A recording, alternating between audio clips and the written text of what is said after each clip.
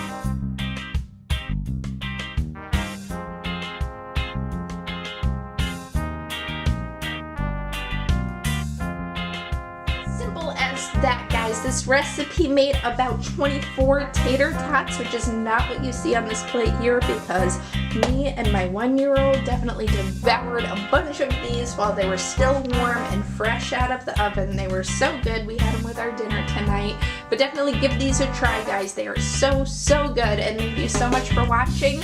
If you like this video, definitely please hit that like button. It is a huge help.